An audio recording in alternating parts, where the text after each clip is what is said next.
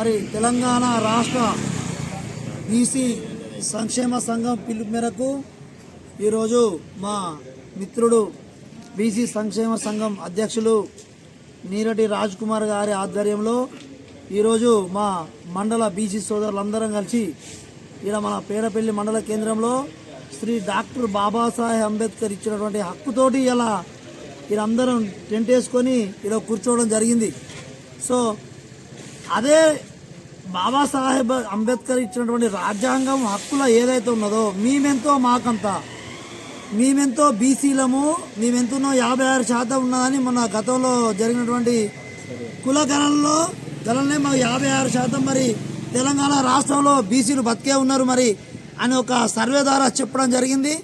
ఆ సర్వే ద్వారానే సరే మేము ఇవ్వకున్న రాష్ట్ర ప్రభుత్వం ఏదైతే కామారెడ్డి డిక్లరేషన్లో 42% ఇస్తానని అప్పుడున్నటువంటి పెద్దలు ప్రకటించడం జరిగింది.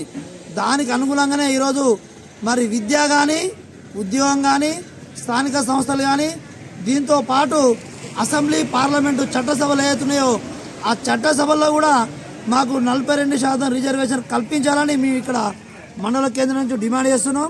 సో దాంతో పాటుగా ఇలా రాష్ట్ర ప్రభుత్వం ఏమంటుంది, మా చేతిలో లేదు కేంద్రంలో ఉన్నది అంటుంది. కేంద్ర ప్రభుత్వం ఏం చేస్తుంది, మా చేతిలో లేదు రాష్ట్రంలో అని చెప్తుంది. మరి ఇలా ఈ యొక్క కేంద్ర రాష్ట్ర ప్రభుత్వాలు కలిసి మరి బీసీల యొక్క గుండె నొక్కాలని చూస్తురా.